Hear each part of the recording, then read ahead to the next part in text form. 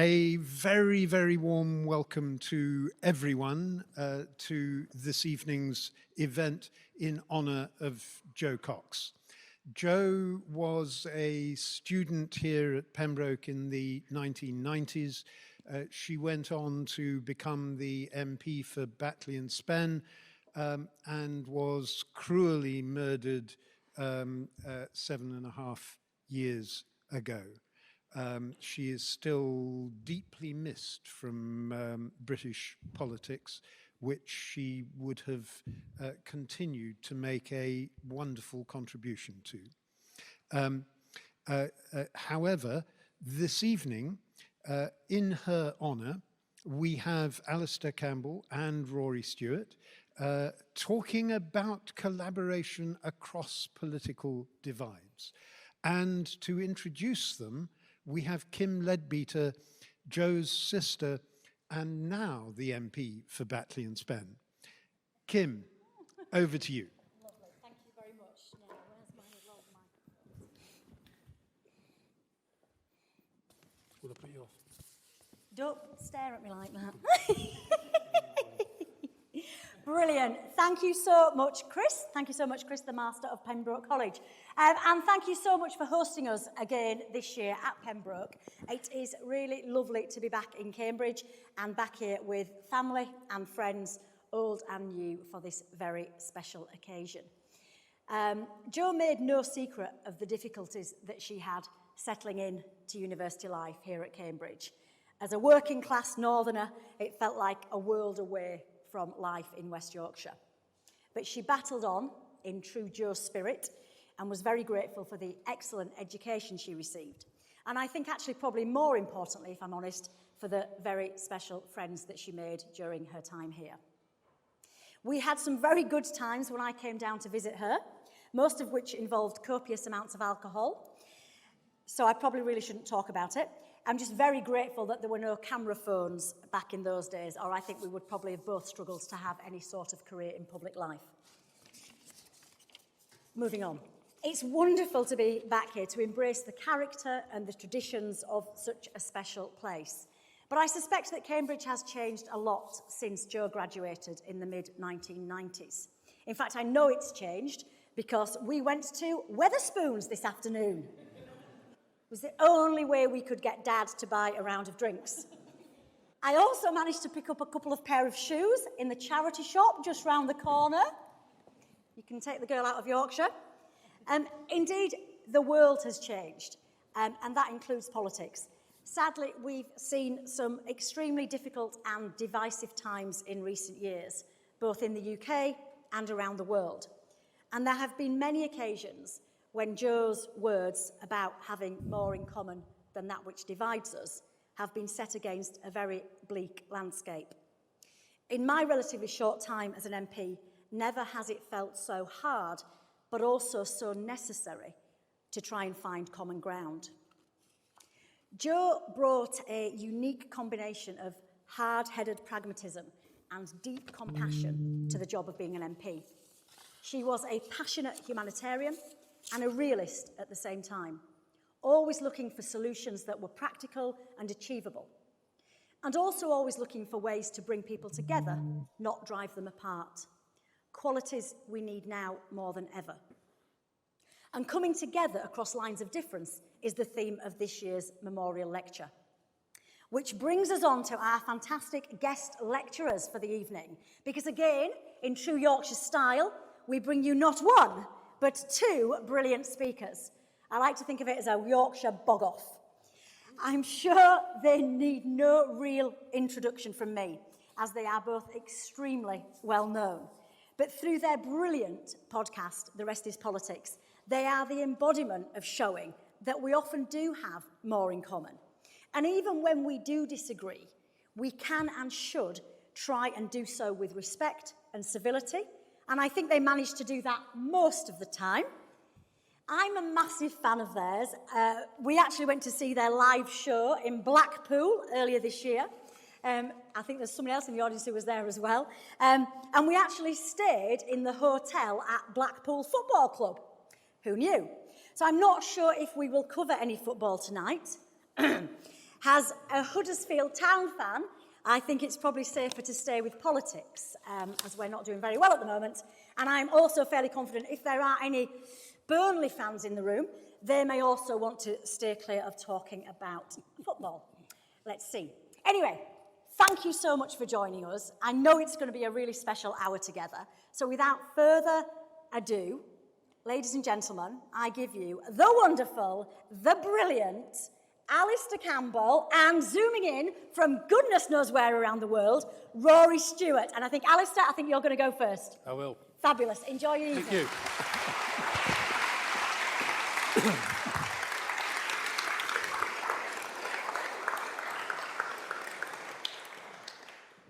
I think Rory looks like he's in one of the royal castles, doesn't he? Very nice. He'll tell us where he is later.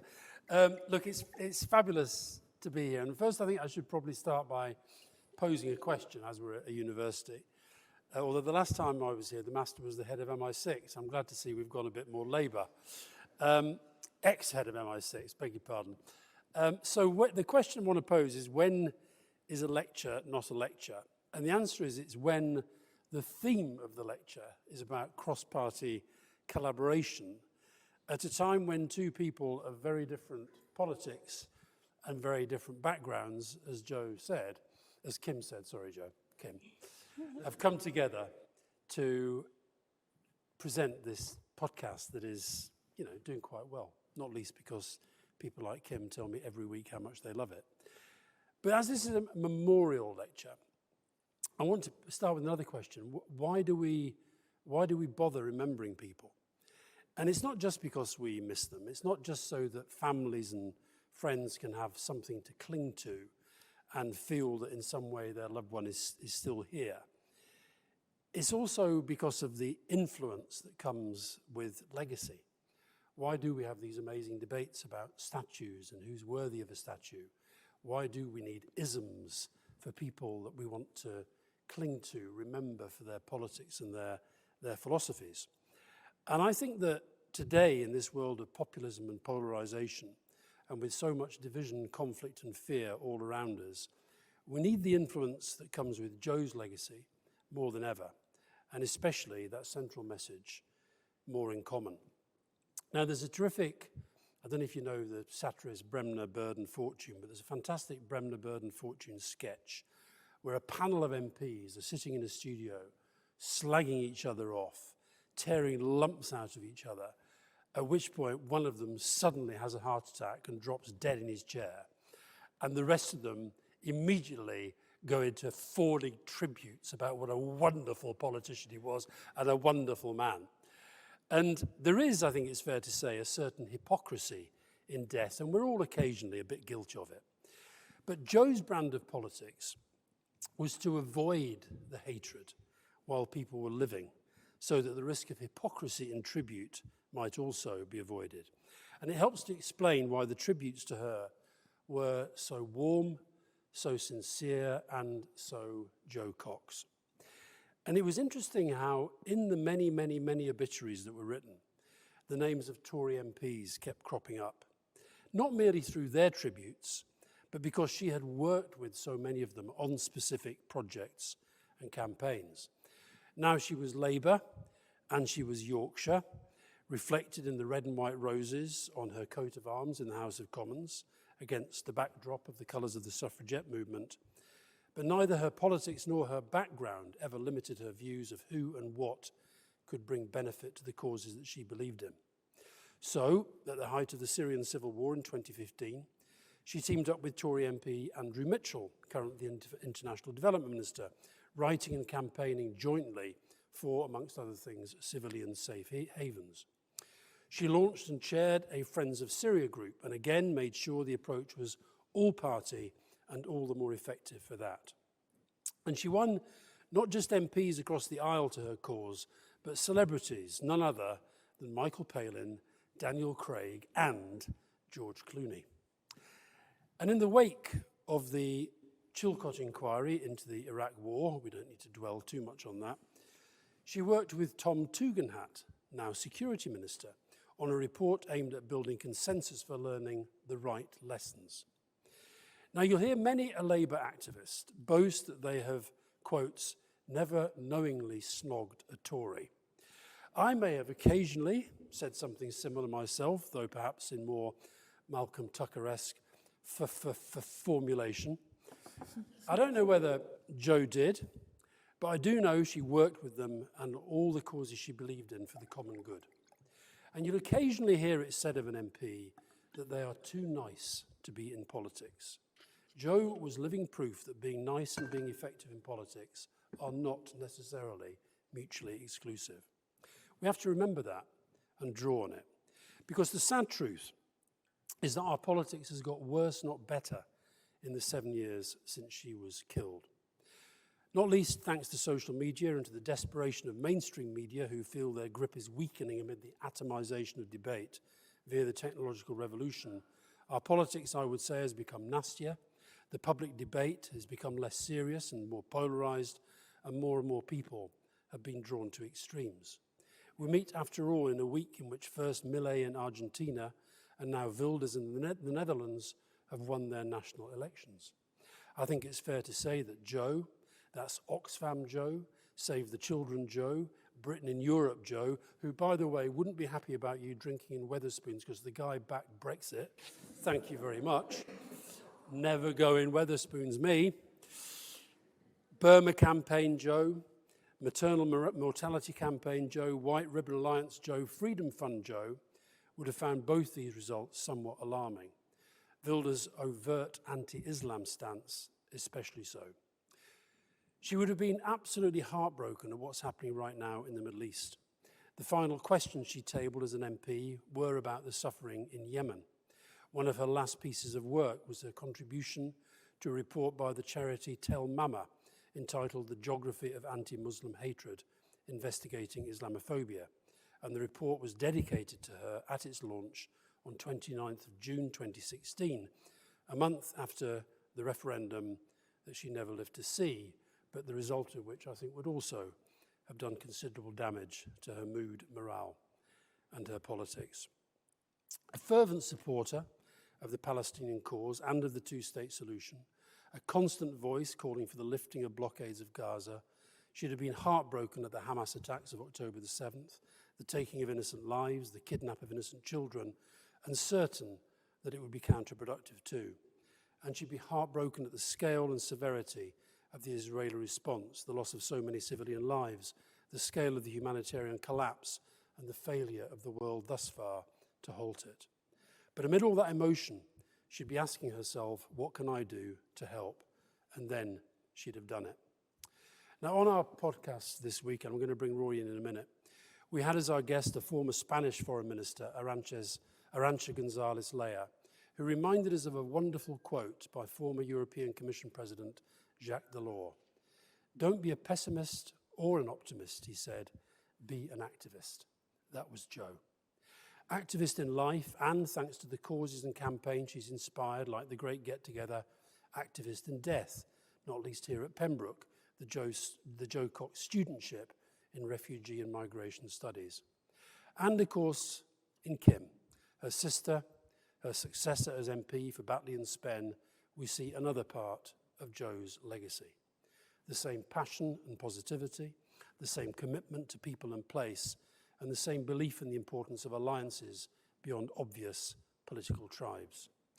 Now, I know from near weekly messages that Kim is a keen listener to the rest is politics.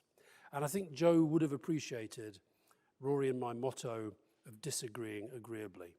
And I suspect she might have been a little surprised that I, dare I say, prone at times in my life to tribalism, be that sporting or political, had decided to spend much of my time these days talking calmly, in the main, to a pinky ring-wearing, old Etonian friend of King Charles, who sat in a Tory cabinet which helped take us out of the European Union, and who could not name a single Burnley player. I like to think Jo would have approved and felt that we were trying to contribute to a kind of politics that she always believed in, and to which I was perhaps something of a late convert. And on that, I would like to ask my pinky ring-wearing friend to say a few words before we then discuss some of these themes more broadly. Thanks for listening.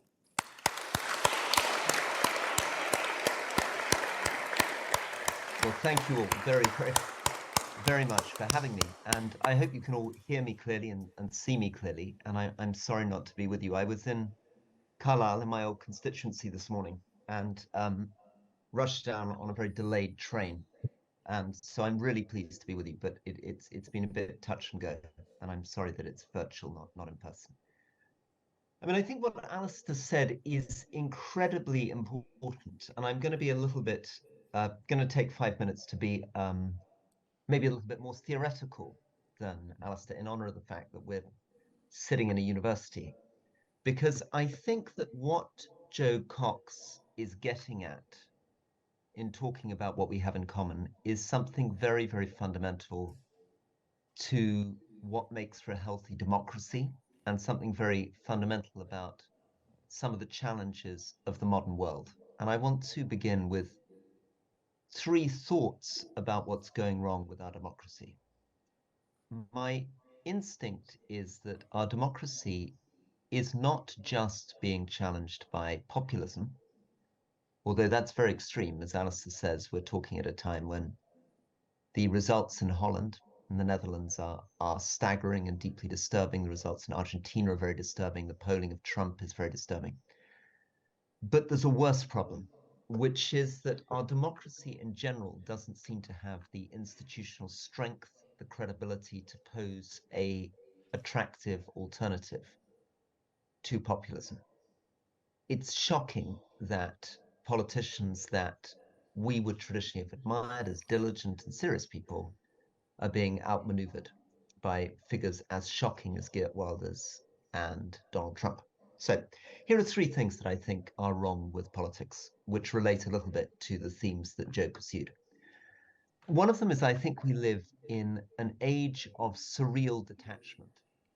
We live in an age in which the language of politicians often has very, very little relationship to reality. It seems to float free of reality. So much so that it almost doesn't make sense to ask whether they're lying or not, because frequently their statements are not even attempting to touch on anything real. You often hear a political statement, and I felt this as a politician, you think, is this person naive or are they dishonest? Are they cynical and mendacious or are they just ignorant? But the truth is that those questions only make sense when the word is actually attached to something. When the word floats free, as it does in contemporary politics, it's very difficult to see it as anything other than a surreal game. My first real experience of this was when I became the environment minister, and I thought I was the environment minister, but I was the junior minister. I was number 2 in the department.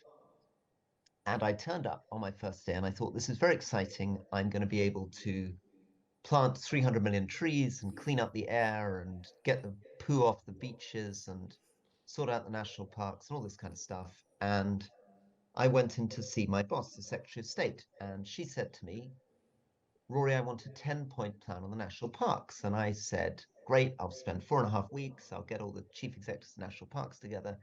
And she said, no, I want it by Friday. And when I looked shocked, she said, come on, Rory, how difficult can it be? I can do it for you already. You know, number 1, more kids in the national parks. Number 2, pick up trash in the national parks. Sure enough, on Friday, the Daily Telegraph ran with Liz Truss's 7-point plan for the national park. Thereafter, she never visited, as far as I know, a national park or took any interest in it. Now, what do I mean by that? What I mean by that is this is the extreme example of the detachment from reality. She simply is not concerned with the portfolio. She's not interested in planting trees or cleaning up the air or cleaning up the water or visiting a national park. She has achieved what she wants by landing the press release in the newspaper. And this is because of the formation of politicians. There will be people listening to this who want to be MPs.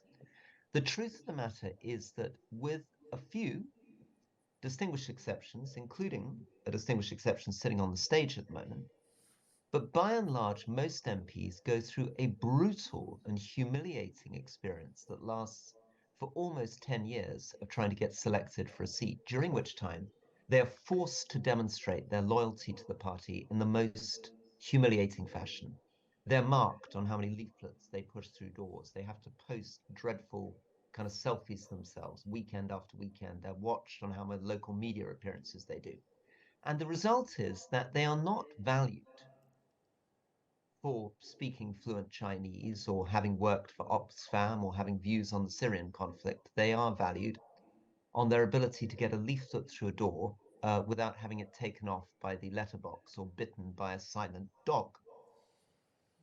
And at the end of 7 or 10 years of this experience, they enter politics with a sort of Stockholm syndrome, where they are both very, very angry and humiliated by their party, but also feel they have to be ever more loyal to justify this humiliation.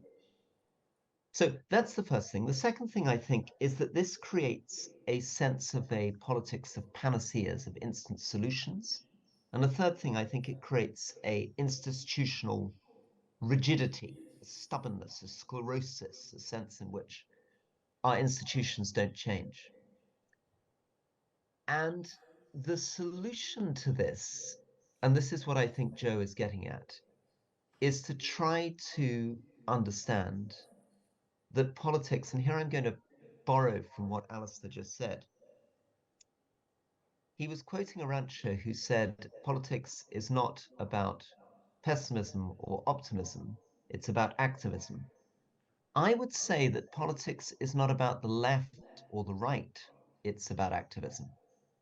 Because the left and the right are very tired, tawdry concepts. If you look at the autumn statement, both Jeremy Hunt's statement and the response from Rachel Reeves, it is not a serious engagement with reality. It is a political game.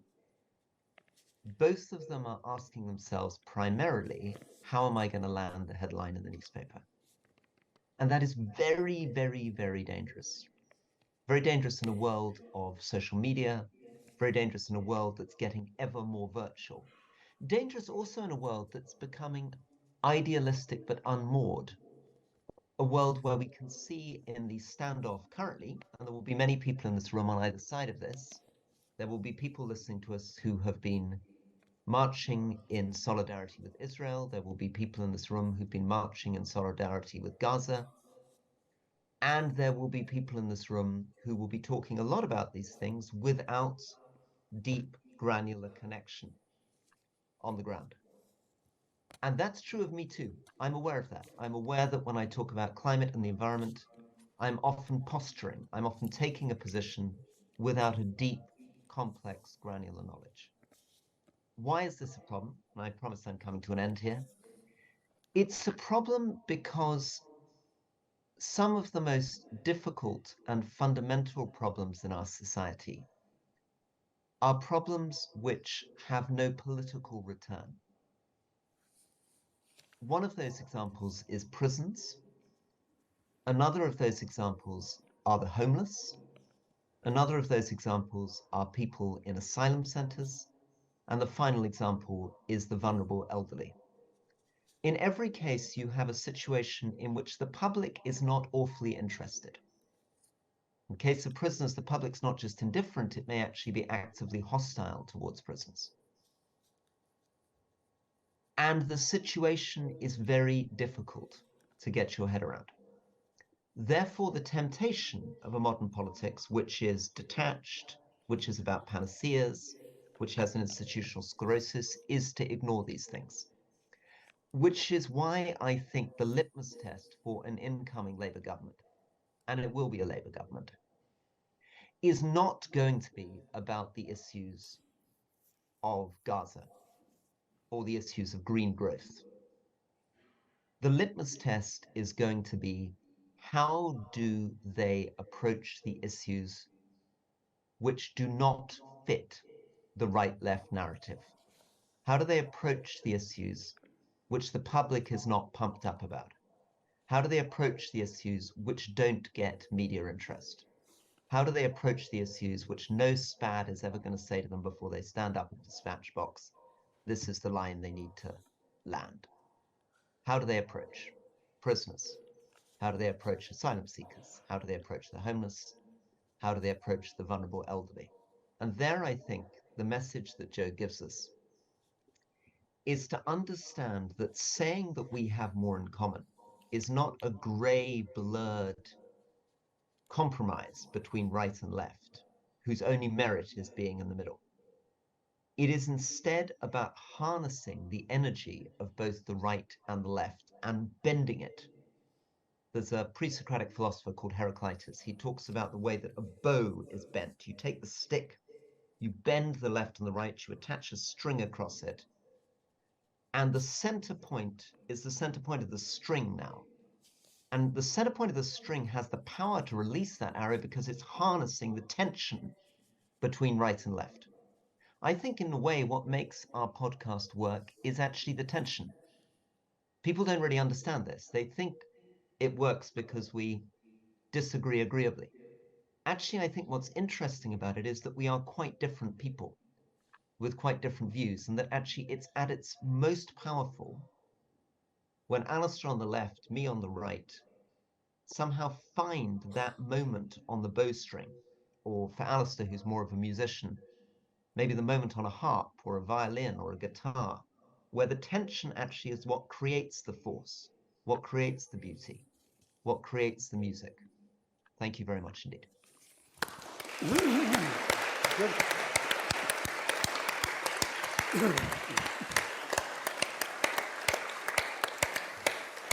Right, well, I rather like the idea of being a harp.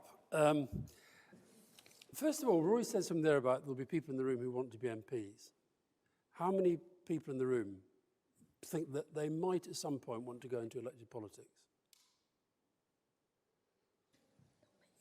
Half a dozen. I reckon when you and I were at, my case, Cambridge, your case, Oxford, your case here, I reckon there'd been a lot more than that. And I think the reason why there may be a lot fewer these days is partly because of the experience that a lot of politicians describe. Mm-hmm. And interestingly, I mean, Rory and I, you may know, if you listen to the podcast, you'll definitely know, we both have books out this year. And they're sort of complementary, but also very, very different. Because at its heart, Rory's book is an account of why politics is so wrong. And my book is an account of why politics has gone wrong, but how this generation in particular has got to get engaged to try and get it on the right track again. So I guess my question to you, Rory, would be, to those people who put their hands up saying they are thinking about doing it, would you still tell them to do it? And what would you say to them in terms of how to get the best out of what they would consider to be a political career? Let's just have another quick show of hands. Just put your hand up, because some of you are quite shy there. Who's interested in going into politics? That could be being an MP, or it could be just working in politics. Anybody? Now we're talking. Yeah. Now we're talking. So keep your hand up. Put your hand down if you've got no interest in being an MP. So yeah, so there's a bit of a mix of people who politics generally, but then also being a politician. Yeah. Okay. Yeah. Go on, Rory. I mean, I think the central question is to know yourself and work out what you enjoy doing and what you're good at. I think there are many, many ways to do good in the world. I don't want to stand up on a stage and say the only way that you can live a fulfilling life is to be a member of parliament. There are many other wonderful things you can do to contribute. I think you need a very particular personality type to actually thrive in politics. It's a strange world.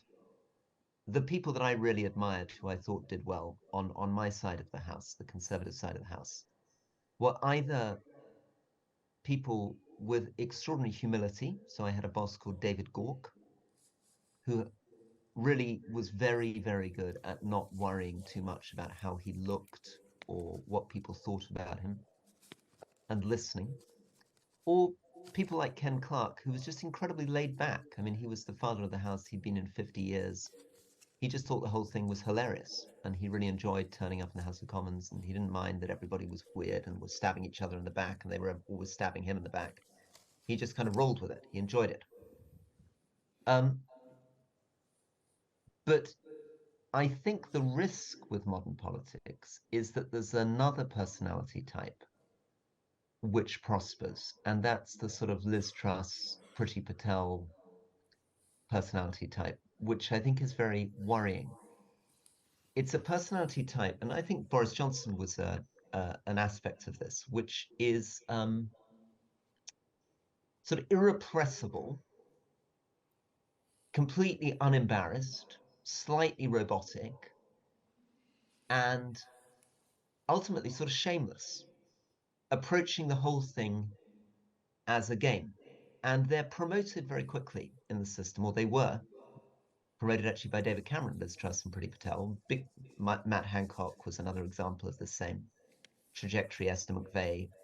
And why were they promoted? They were promoted because people felt, they've got something in them, they've got some vim, but all it really amounted to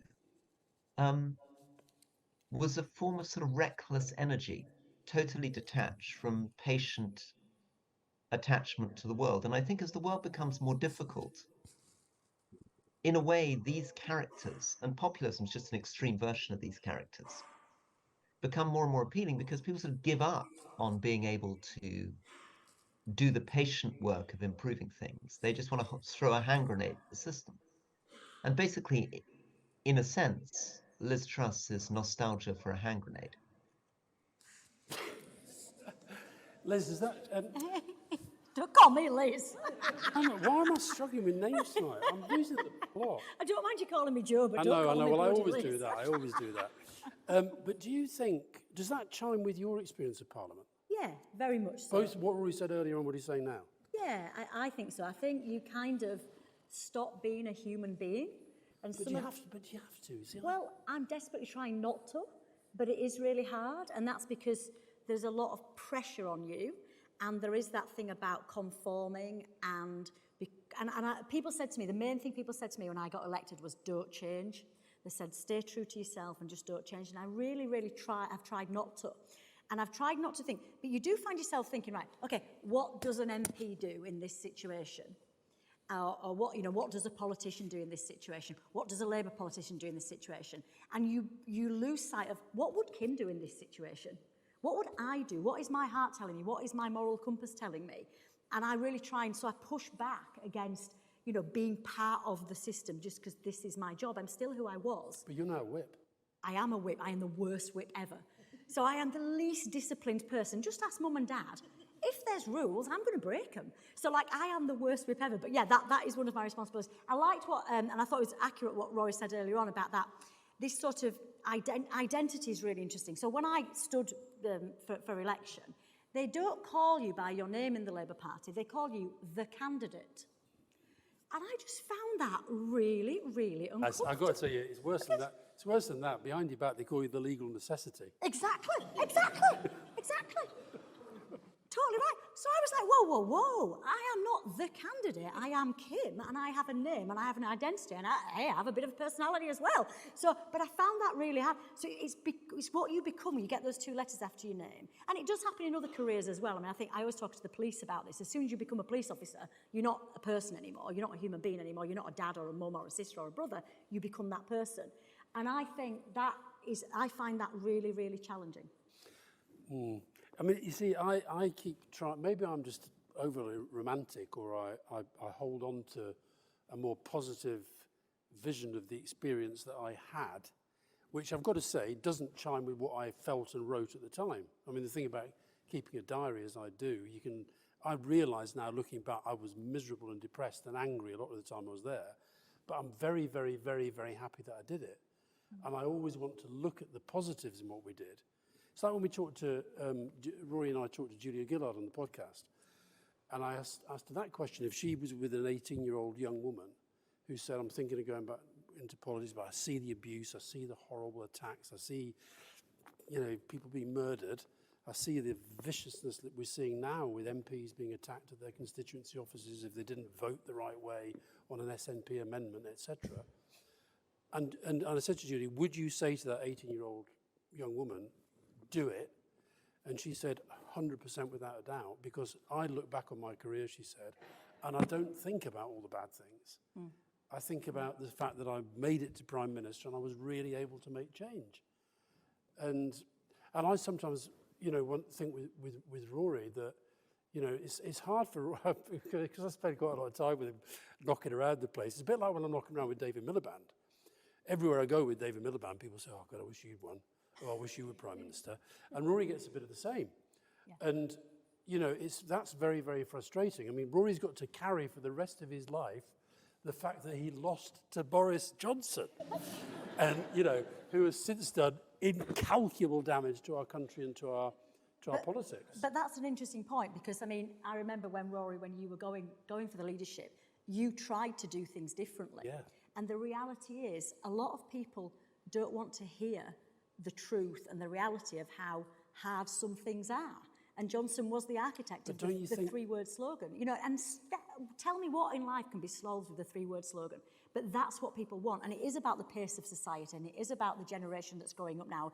Things happen very quickly, and we want everything to happen very quickly. But anything, of a serious nature and a complex nature doesn't happen very quickly or very easily.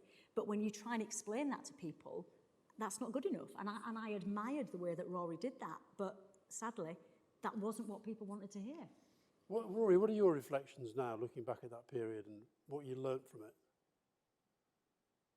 Well, I guess I have to believe that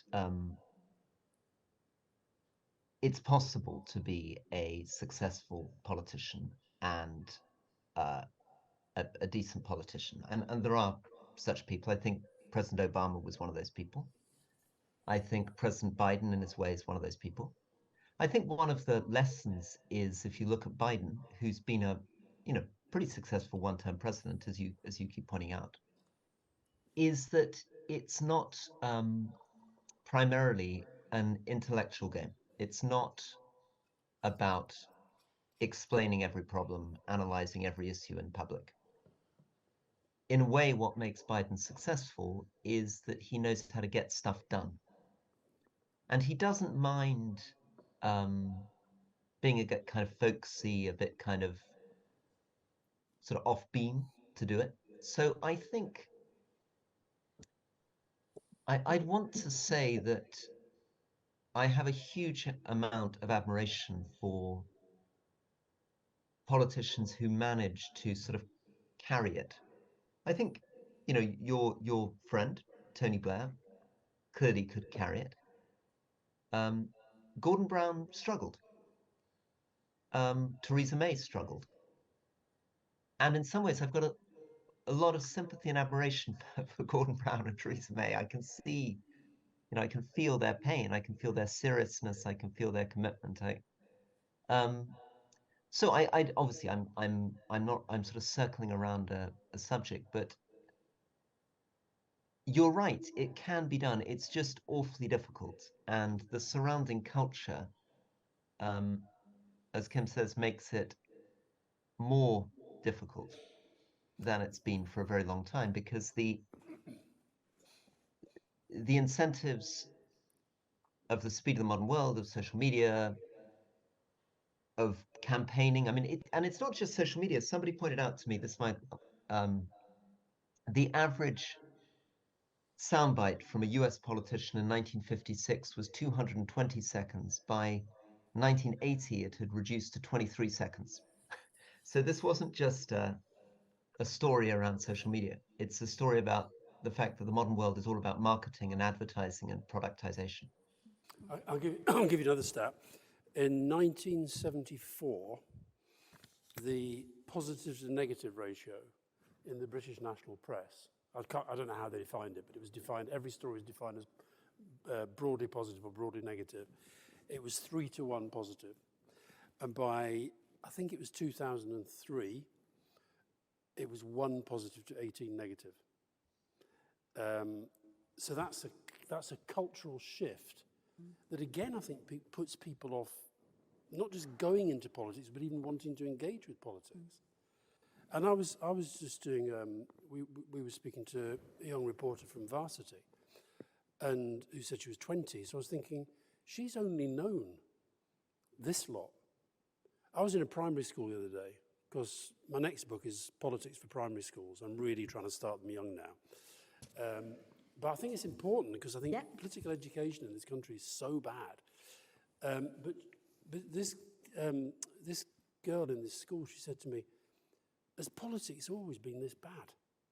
So I think we shouldn't overlook the fact that there have been periods in history in different countries and in different movements where politics has been an effective force for good. And that's what we've got to get back to. And the problem, if everybody just talks about how terrible it all is and how difficult it all is that we put decent people off going into it, and that's how you do end up with the Trumps and the Johnsons and the Trusses. Yeah. And Jo used to say that to me. Jo would say to me, you know, because we would say to her, I won't have it given. It's the worst job in the world. I won't have it given. It's horrible. It's so, you know, the abuse and the stress and this and this. And she just used to say to me, but if good people don't step up, then what do you end up with? And that stuck with me. And when it came to me making my decision to stand, those words sort of echoed around my head, and I thought, you're right. And I know I'm a good person. That doesn't mean I'm going to be the best politician ever, but I know I'm going to bring some good qualities to the job. And that really stayed with me. And that is what I would say to people who are thinking about it. If you've got the right sense of values and the compassion, then politics needs you. And again, sort of we touched on it a little bit. As soon as it starts being about you and not about your role and the platform that you've got to help people and to make a difference, then you're in the wrong job. And there are people, and I'm not going to name names, but who it is about them. And you can see it. You can see it in Parliament. They're not thinking about what they're doing to create change and to make a difference. They're doing it because of their career or how they're going to get the next, you know, TV interview or TV show or whatever it is. And going back to your point, Rory, you sort of touched on it. When you have debates in Parliament, they're not really debates. Everyone is in there waiting for their chance to speak and waiting for their social media clip. Do you know what I find astonishing? I just find it so depressing. So I went in, and people laughed at me in my first few weeks. I literally took my piece of paper and my pen in, and I was making notes as to what people were saying. And people were looking at me like, what's she doing? Whereas most politicians are sat in there just waiting to speak. And that means you're not listening. Do you have a debate where you actually might change your mind? You actually might change your opinion? I don't think that's why people are going in. They're not going in to listen and to learn and to think they might change their opinion. And that, I found that really depressing, and I still do find it quite depressing. I watched the autumn statement yesterday, and you know what I found really strange was, so there's Jeremy Hunt, does his thing, and then Rachel Reeves stands up, and every time, you know the thing in one of the rules of parliamentary television, you can only put the cameras onto somebody who's not speaking if they're mentioned. And so every time Rachel Reeves mentioned anybody on the opposition front bench, there'd be a camera angle onto the government front bench. And every single one of them was on their phone. I couldn't believe it. And I'm imagining what they were doing was doing the cut and paste tweeting about how brilliant Jeremy Hunt was. So I went and checked. And they're all just tweeting these identical posts that say, we've cut taxes, we've done this, we've done this.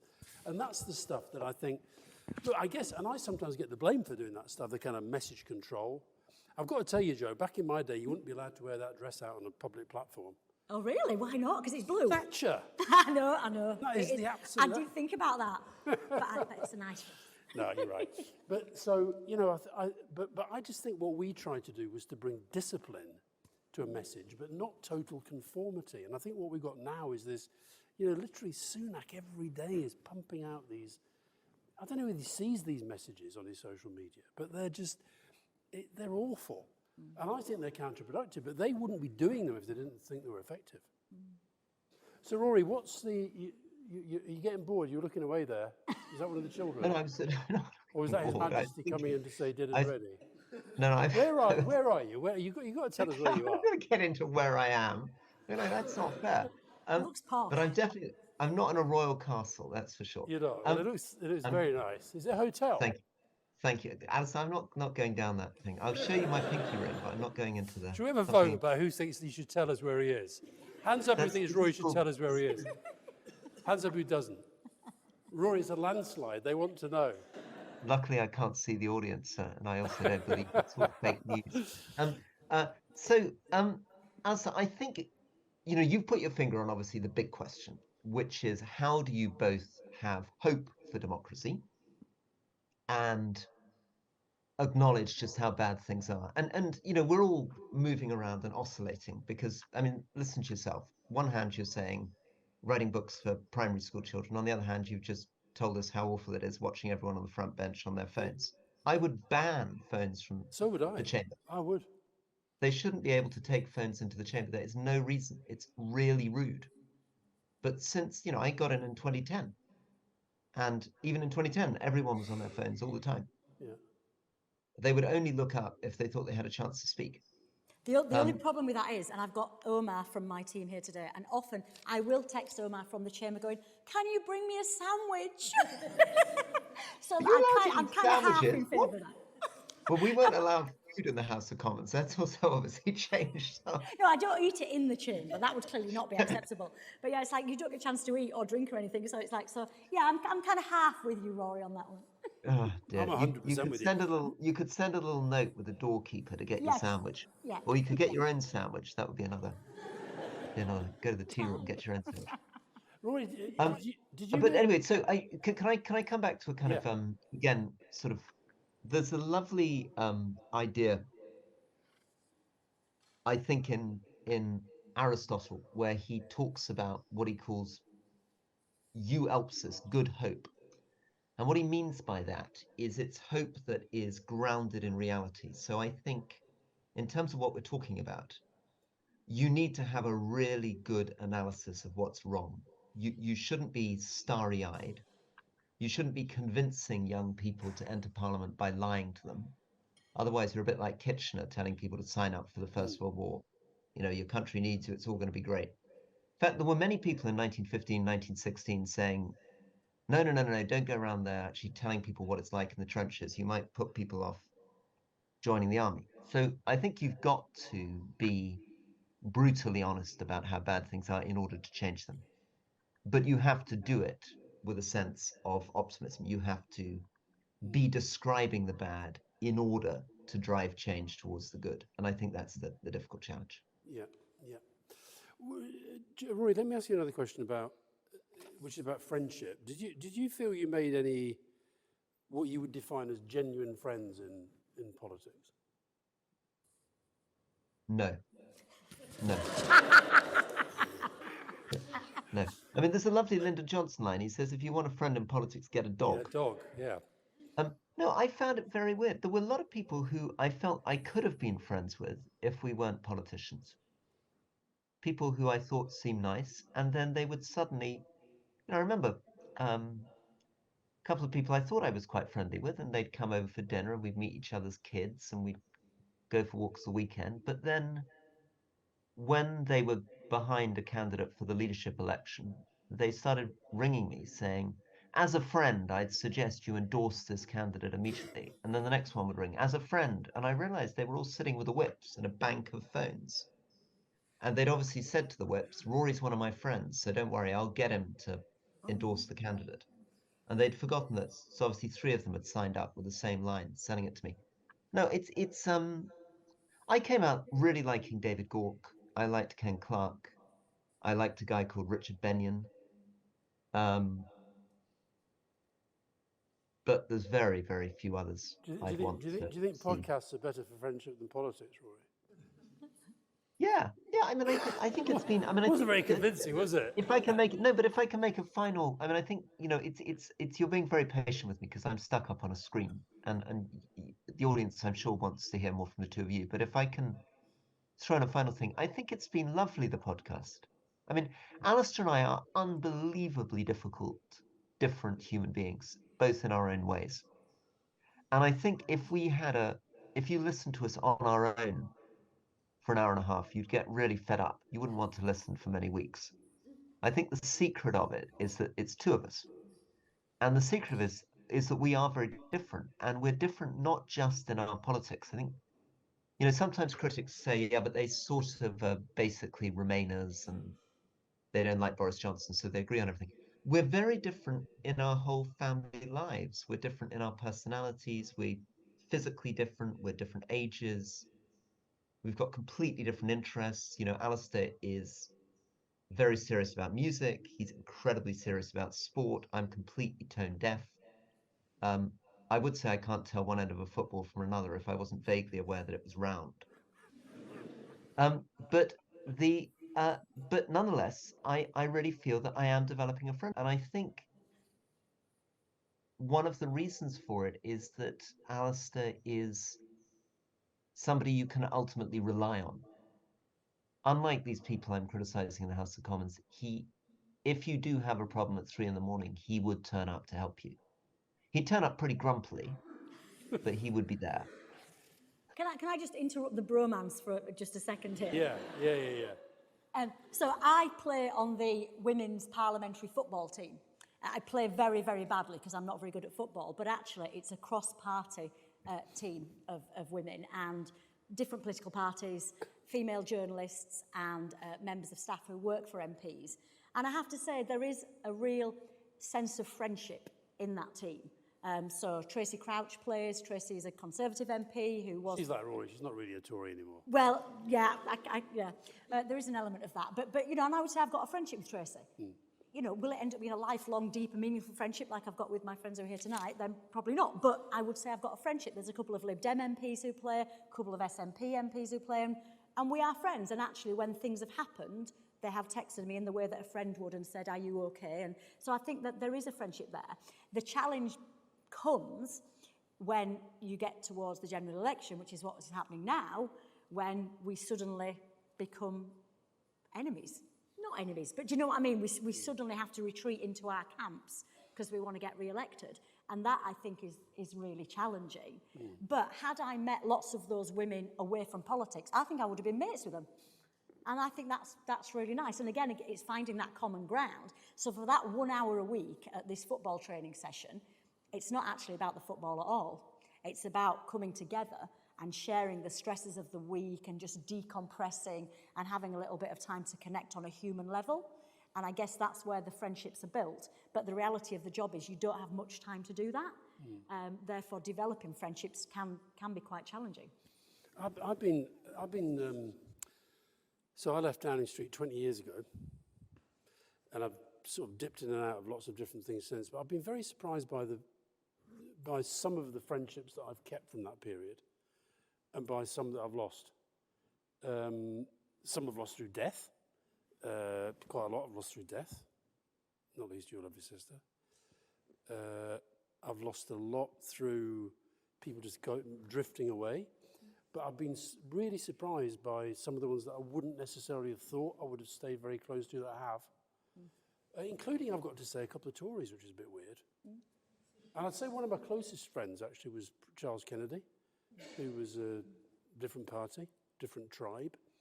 But I think it's sad what Rory said, though, about that thing about not really feeling that you could trust 100% the people that you were. But then you hear, when you see some of the stuff that's, say, coming out at the moment in the COVID inquiry, you know, you just, I can't even imagine that level of distrust between ministers and civil servants that's clearly there. I think I'm really, really hopeful that if there is a change of government and if Keir Starmer does come in and signal change in the way that we view public service, I mean, I think that's a really big part of this. I think what we've had is a generation of politicians who don't really feel that they're in it for public service. We've got to refine that somehow. But I think what's also sad, and I've said this before, is on the telly, you see the 650 members of Parliament. How many could you actually name? Probably nowhere near 650.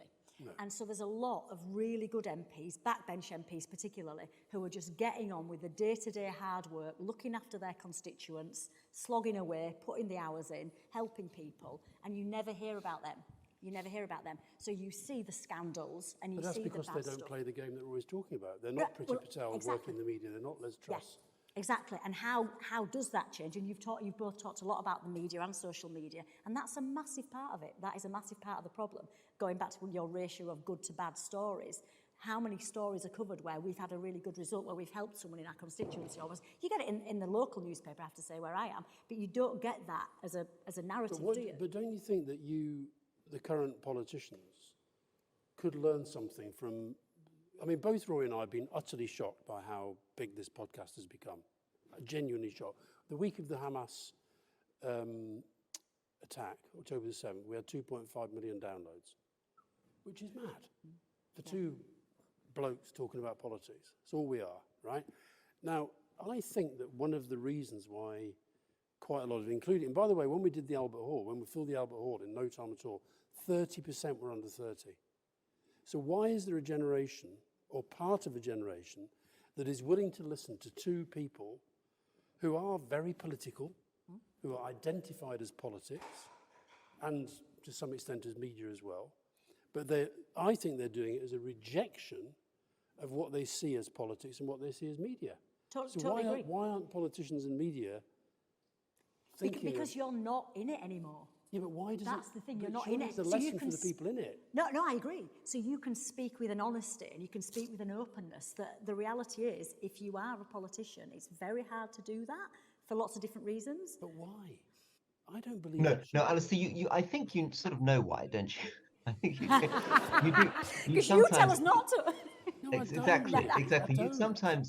sometimes say to me, your friend Gillian Keegan is making an idiot of herself, or your friend Alex Chalk is, how can he possibly be defending the government on this, that, and the other?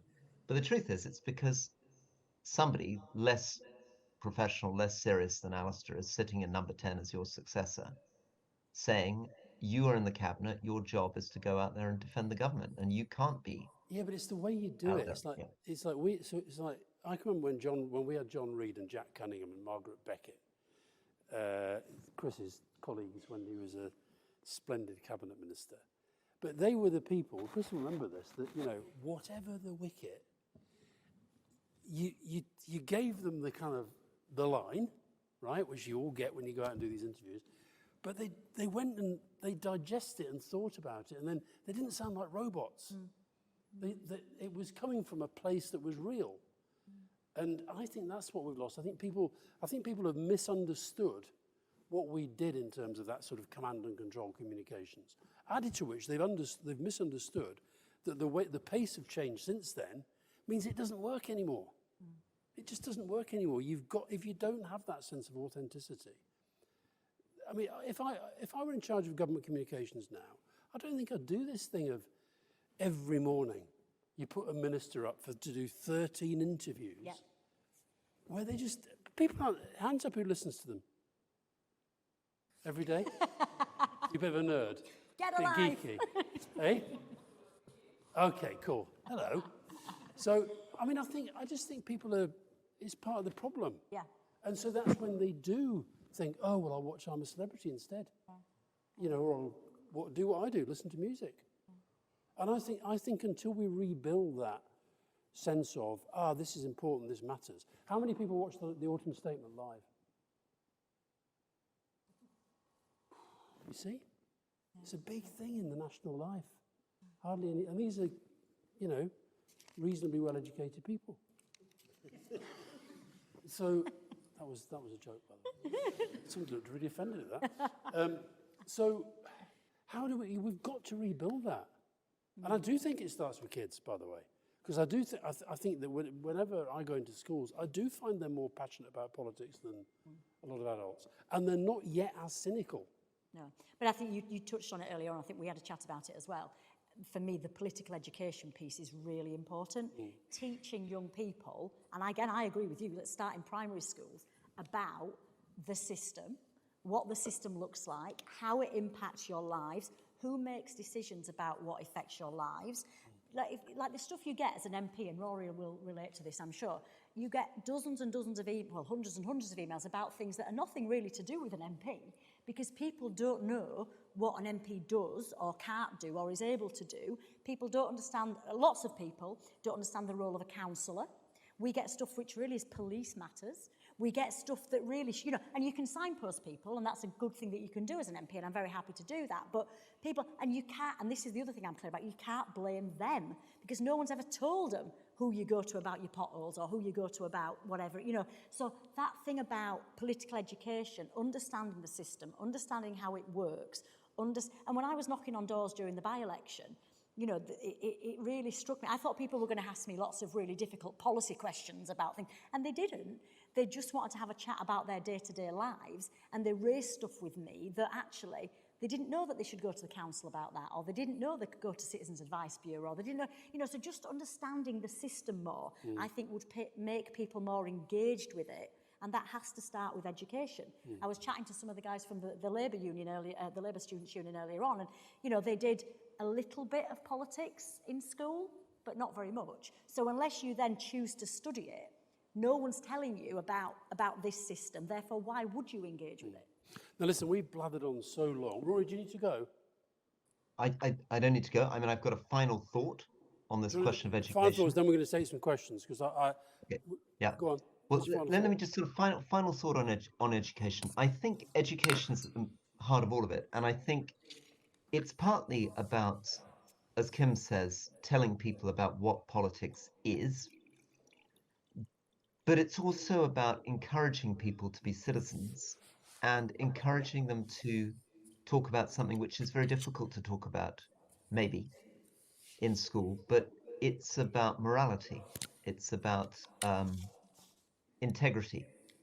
It's about reminding people what it means to be a politician, all the compromises you need to make and where those compromises have to stop. You know, what the difference is between spinning and lying, what the difference is between loyalty and endorsing something evil. And I think if you really want to educate and make a better politics, you have to engage people right the way through to university in conversations about what public life's about. And that's more than just words like accountability. It's about making them go through case studies and really live and inhabit the moral choices they're going to have to struggle with in public life. Cool. That's me signing off.